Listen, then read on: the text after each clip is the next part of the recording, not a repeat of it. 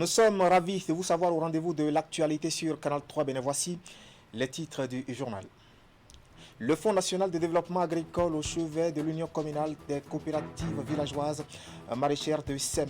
Cette structure d'appui aux acteurs agricoles y est allée avec un important lot d'intrants pour permettre aux bénéficiaires d'accroître leur production. Ce geste d'assistance a été fait ce vendredi matin sous les yeux de nos reporters à Siomo Kanyan-Siongbon et Moufid Sabouan.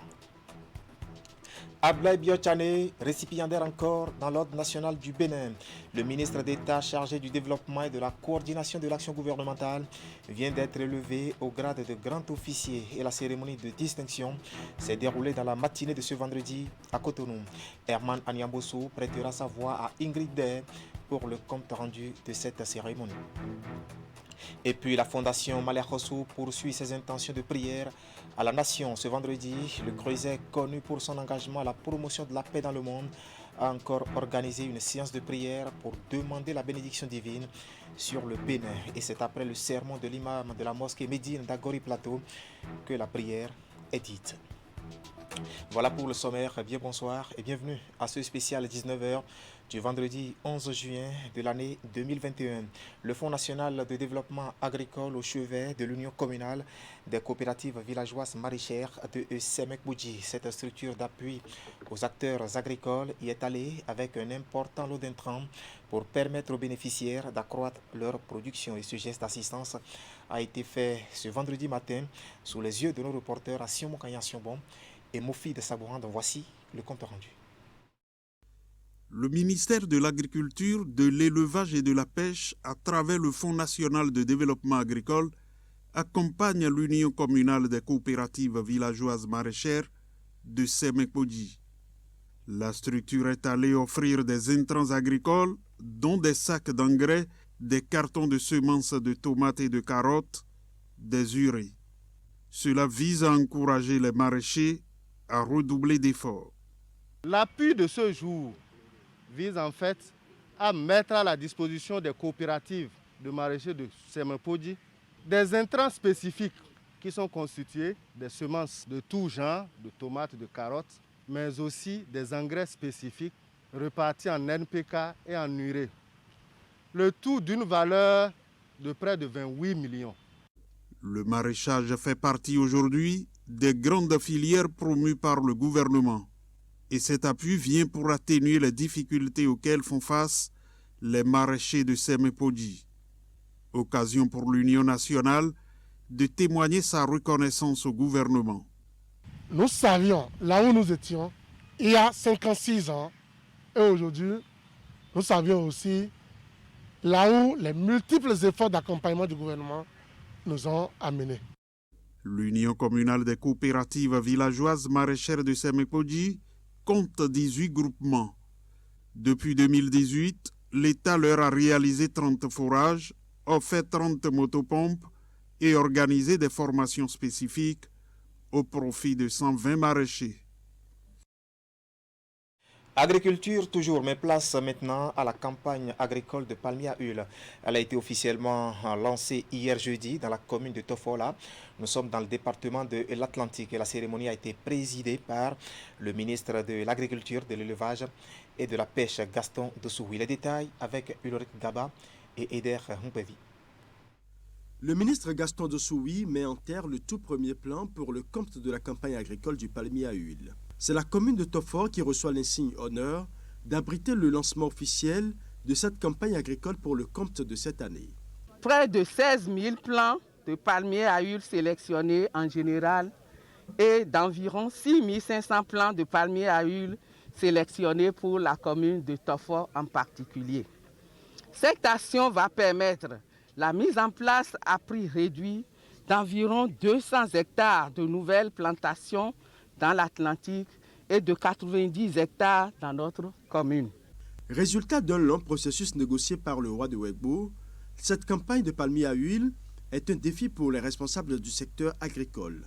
Toutes les dispositions sont prises pour faciliter sa mise en terre. L'année dernière, nous avons organisé la première édition de cette campagne de plantation de palmiers à huile à Ifaï.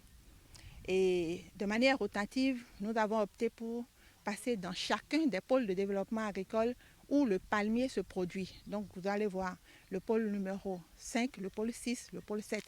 Il y a une partie qui se trouve dans le pôle 4 avec la commune de Didja, où également dans les collines, il y a également le palmier qui se produit. D'abord, à partir de la réception des graines germées, nous l'installons auprès des pépiniéristes agréés qui conduisent de la pré-pépinière à la pépinière pour avoir des plants vigoureux qui sont plantables au bout de 12 mois. Lorsque les planteurs achètent ces plants auprès des pépiniéristes agréés, ils vont faire la mise en terre.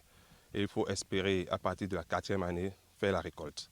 L'opération de mise en terre est l'occasion idéale pour le ministre de l'Agriculture d'attirer l'attention des populations de Tofo en général et de Ouégbou en particulier sur la nécessité de suivre rigoureusement les plans mis en terre afin de redorer le blason de l'or rouge introduit au Dahomey par le roi Guézo.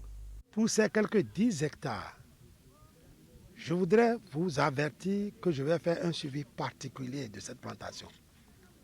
Comme ce n'est pas loin de la route, en passant, je demande de bifurquer, je vais venir voir. Comment vous allez entretenir ce joyau? L'idée du roi de Tofo, est-ce que ça va générer d'autres? Ça va faire des émules? Est-ce que ça va faire école? Je vais voir. Le palmier à huile, l'huile de palme du Bénin ne manque jamais de marché. Comment on fait pour davantage transformer les produits issus de palmier pour faire l'huile, pour faire des huiles, pour faire du savon, pour faire des produits cosmétiques, pour aller vers le marché international? Tel doit être notre leitmotiv. La mise en terre des plants de palmier à huile s'est poursuivie sur un autre site de Ouégbou en présence du maire de Tofo grâce au producteur Marino Mathias qui émerveille par la qualité de son travail sur un espace de plus de 100 hectares. Voilà, le défi est ainsi lancé aux planteurs pour l'entretien de leur plantation. Le site de 10 hectares choisi pour abriter le lancement officiel de cette campagne a été mis à disposition par le palais royal de Ouégbou et c'est avec satisfaction que le souverain de cette localité a accueilli le geste du gouvernement. Il en a profité pour exhorter ses pairs têtes couronnées à saisir eux aussi cette opportunité. Suivez ici un extrait de son message. Mi dele kundo hrondo homi tomeo ai ha mi tom monu bodo mi ni sepo togan ba mi sepo togan bo biedo mi do ai kunba bodo klenpa bodo ali mi ko so do nde bu humo amo dedi do juro mi ba yedo ina do te onu mi 100% do dada gezo wa ken de hoa to me fi Tio agoso dokunu gbe obi akoso de vocale asro din bodo mina dote o mina dote nu mi nugbo mi lo di nu trolo a bo mi kado akuno gbero to yiro we boro nu mesen mi ton lemla we bo asan pe be wa do de 10 hectares nu mi ni akoso de se be na pacha de vlafo ni yiro pe bo koso na timeni nu dimbo de Ouégbou khoso bi o de ba doni e nyero na won lawe madiyan na yun yanu mi akhoso no bi onu a lo to gan sisi jeka parti talon desu e hun gbenu mi de mi pe yo bodo mede do glebo khoma de wa mede do aikun gbabo khoma de wa palais debu e bi o te yo mi la do de nu e be na mo tembo do ren ron itomena FIFA na tindo home mina foma da lo tewe so moa dada no te a lo so moa mina kpanu kon gle mi ton bona dewu bonu e juro to gande su bonu eyin kokon mi gba li de voji yo mina mo amo e zero collision yo talon na zeka me rota gbe wan de ndo bona yin sedo khachele yo ene e ga yin me da sin poji kerewe ya il est votre projet de votre rôle dimba kwa bo khoso deme bondo tena khobo edo nu te eta wewe na su do posin akwe bona mo eta weyo iro do grading bo doa to otone mi done on le ko te kwene bo mi kana do nu o ganle mi ganle kede da ji jon fi Boro alikpo glen kpakpo emi do. Boro 10 hectares na lena. Mi ko na mi ode.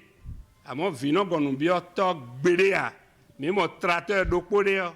Mi na ze bona le na kon gele yo na. Bo dede mi ko ena do sisi. Bona do inko. FIFA jena. Voilà, c'était le roi de Wegbo sur des propos recueillis par Ulrich Gaba et Eder Hunkwevi. Toutes nos excuses pour la qualité de la transcription. Ablaye Biochane fait une fois encore récipiendaire de l'Ordre national du Bénin. Le ministre d'État chargé du développement et de la coordination de l'action gouvernementale vient d'être élevé au grade de grand officier. La cérémonie de distinction s'est déroulée dans la matinée de ce vendredi à Semen City. C'est à Cotonou. Le compte rendu de Ingrid Day est présenté ici par Herman Aniambosso.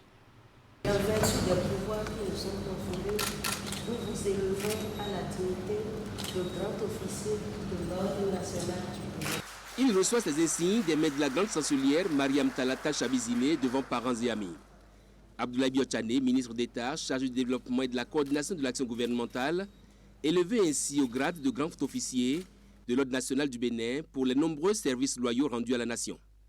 La tradition de la grande chancellerie impose en effet que l'on donne à voir à tous le mérite reconnu et récompensé du récipiendaire que la nation honore pour cette riche et pleine vie, consacrée au développement, à la promotion de la qualité, de l'excellence des services rendus à la nation. Recevez, Monsieur le ministre d'État, au nom du président de la République, grand maître de l'ordre, et en mon nom personnel, nos vives et chaleureuses félicitations.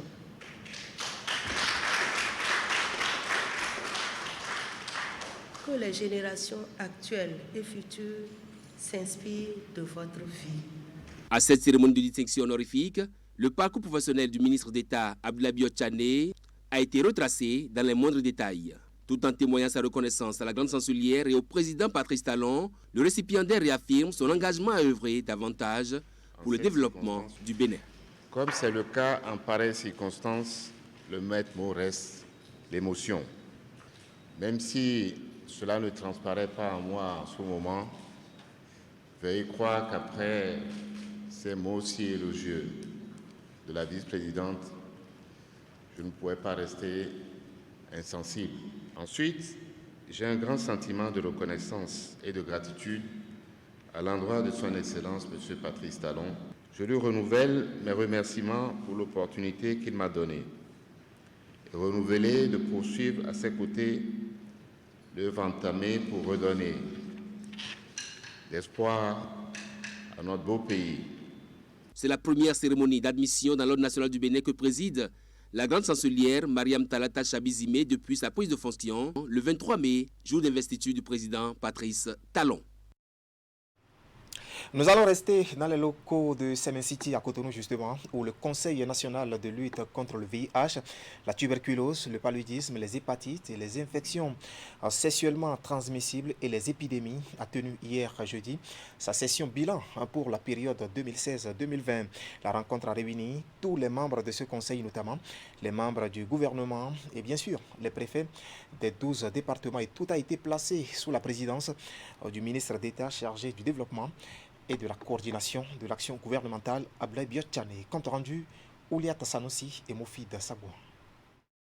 Plusieurs ministres du gouvernement et les préfets des 12 départements se retrouvent ici à Semen City pour le bilan des 5 années d'action du CNLSTP, Conseil national de lutte contre le VIH-Sida, la tuberculose, le paludisme, les hépatites, les infections sexuellement transmissibles et les épidémies. Au cours de cette session, les activités réalisées durant la période de 2016 à 2020 sont présentées avec un accent particulier sur celle de l'année 2020, marquée par la pandémie de la COVID-19.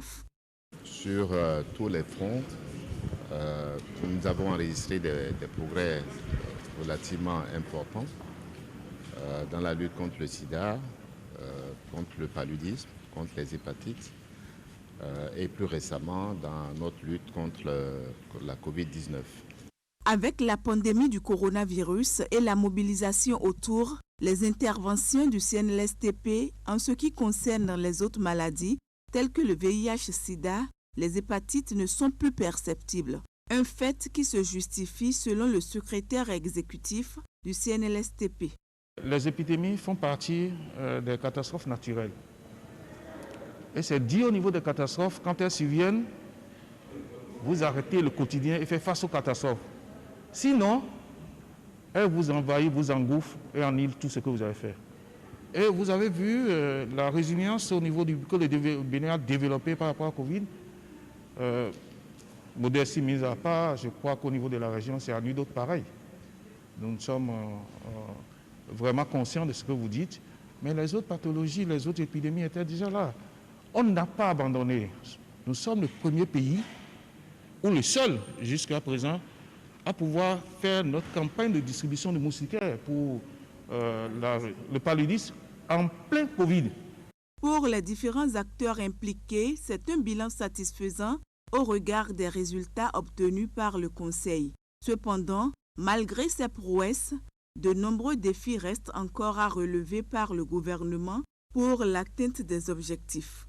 Le cas du VIH, sur les 3,90, nous avons déjà atteint 1,90, mais il reste le défi par rapport aux autres, notamment par rapport au dépistage. Il faudrait que nous amenions la population à se dépister encore plus pour que 90% soient effectivement dépistés et que lorsqu'on les dépiste effectivement et qu'on trouve des cas positifs, 90% soient mis sous traitement et une charge virale indétectable. Déjà avec l'ARCHE, la phase de l'assurance maladie de l'ARCHE, déjà qui permet de prendre en charge les pauvres extrêmes et non extrêmes, est également quelque chose de très important pour assurer une prise de charge efficiente de ces pathologies.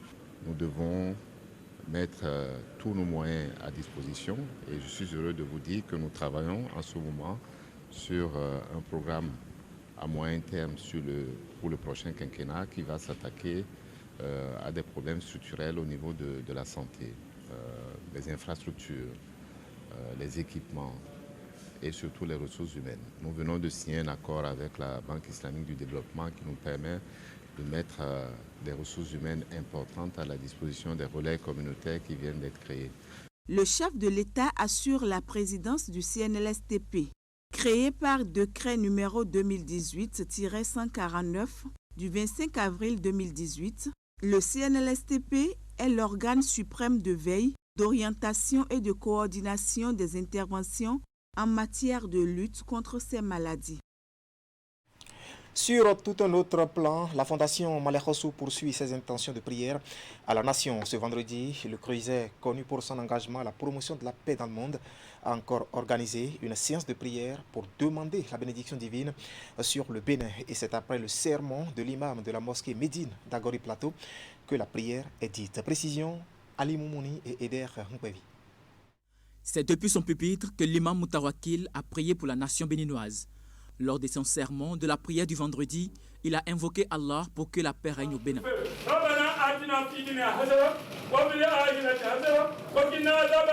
C'est à la demande de la Fondation Malekhossou, engagée sur le chantier du maintien de la paix au Bénin, que cette prière est dite. Un acte qui d'ailleurs est recommandé en islam, selon l'imam de la mosquée Médine d'Agori Plateau, vice-président de la Fondation. On doit prier pour l'État, pour le gouvernement, pour son chef, pour ses ministres, pour ses institutions. Pourquoi? Parce que s'ils ne sont pas bien, nous ne serons pas bien. S'ils ne gèrent pas bien, nous ne serons pas bien. Si on ne prie pas qu'ils viennent, qu'ils soient ensemble, on ne sera pas bien. On parle la faim, la cherté de la vie. Prions pour eux, pour qu'ils suivent le droit chemin. C'est notre devoir. On ne prie pas pour gagner quelque chose auprès de ceux-là. C'est pour nous-mêmes. Parce que quand ils souffrent, nous allons souffrir plus. Et ce que nous voulons, c'est la paix. Et ce qu'il a dit, le pardon. Et ensuite, nous devons savoir que les musulmans prient. Celui qui est musulman doit savoir qu'il est concerné. La paix, oui, mais les initiateurs ont également prié pour la réconciliation des filles et fils du Bénin, ainsi qu'aux candidats aux différents examens de fin d'année. Vous avez suivi ce sermon. Il a prié longuement, d'abord pour le pays, ensuite pour nos enfants, pour que cet examen-là se passe dans de bonnes conditions. et que la réussite soit certaine pour nos enfants. Et je voudrais ajouter que Dieu vraiment accompagne le président de la République, et comme je vous l'ai dit tantôt dans ses réformes, et ajouter à cela le pardon dont il a prôné. Il faut qu'il pardonne. Si le président Talon est sur le mensonge, dans peu de temps, il sera découvert. S'il est dans la vérité, il a continué avec nous. Pour que sa vérité encore grandisse et que Dieu le Tout-Puissant l'accompagne, je veux qu'il nous écoute aussi. Parce que quand nous prions, Dieu entend. C'est à eux de poser des actes. Que Dieu donne la sagesse à notre président de la République, qui n'écoute pas les on-dire. Il n'a qu'à, tel que l'imam a dit, qui n'a qu'à ne pas écouter les gens. Les reproches, il y a des reproches qui sont de bons reproches, de bonnes reproches, de mauvaises reproches. À lui de choisir ce qui est bon. Nous le souhaitons vraiment du courage. À l'occasion de cette rencontre hebdomadaire de la communauté musulmane, des rappels sont faits aux fidèles quant au comportement qu'ils doivent adopter. Cette prière de la Fondation Maleh Hossou est le début d'une nouvelle série qui sera dite dans les grandes mosquées sur l'étendue du territoire national. Oui, implorer le ciel. Du sport pour mettre un terme à cette session d'information et c'est pour revenir sur cette cérémonie de remise de matériel à la Fédération béninoise de cyclisme, un don du ministère des Sports composé entre autres de vélos et de maillots pour accompagner justement cette fédération dans sa dynamique de reconstruction du cyclisme béninois. Nous allons retrouver ici Ali Moumouni pour les détails. Le ministre des Sports, Osvaldo Meki, remet officiellement au président de la Fédération béninoise de cyclisme, Romuald Razoumen, d'importants matériels sportifs. L'appui vient de l'Union cycliste internationale au profit de la FEBESI. Il s'agit d'un lot d'équipements composé de 10 vélos, 10 casques, des maillots, des chaussures, des lunettes et bien d'autres. On le sait tous, au cyclisme en particulier, la qualité du vélo compte pour 60% de la performance. Et je suis très heureux aujourd'hui de procéder à cette remise symbolique de 10 vélos, ce qui paraît encore très insuffisant par rapport aux besoins que nous avons, mais qui pour l'équipe nationale est un bon début parce que cela veut dire que progressivement nous commençons à nous doter du matériel nécessaire à l'amélioration de nos performances. Ce que nous avons commencé à faire, Monsieur le Président de la Fédération béninoise de cyclisme, ce n'est que le début de notre potentiel. Ce geste vient renforcer l'action du gouvernement qui s'est engagé depuis plusieurs années aux côtés des fédérations sportives. C'est aussi un appui qui permettra à la Fédération béninoise de cyclisme de poursuivre sa dynamique de reconstruction de la discipline au Bénin. Nous venons de faire un tour du Bénin sur lequel personne ne nous attendait. Personne ne nous attendait sur ce tour du Bénin. Nous l'avons fait grâce toujours à cet accompagnement-là et qu'il faut saluer. C'est l'accompagnement du gouvernement béninois. C'est un accompagnement qui n'est pas quantifiable, qui a valeur d'accompagnement d'État. Pour exprimer sa reconnaissance au gouvernement, le président de la Fédération béninoise de cyclisme, Romuald Razoumen, a offert au ministre des Sports un maillot jaune dédicacé par le vainqueur du dernier tour du Bénin, Paul Daumont. Voilà un geste qui, nous l'espérons, va renforcer le bien-être du cyclisme béninois. Et c'est l'essentiel à retenir ce soir de l'actualité sur Canal 3 Bénin. Toute l'équipe technique et celle de la rédaction qui m'accompagne vous remercie de nous avoir suivis. Restez en compagnie de nos programmes. Juste après moi, prenez l'exceptionnel rendez-vous du sport avec le championnat d'Europe des nations de football, l'Euro 2020, que Canal 3 Bénin va exceptionnellement diffuser. Moi, je vous retrouve demain samedi, si Dieu nous prête vie. Bon début de week-end à toutes et à tous, et à demain.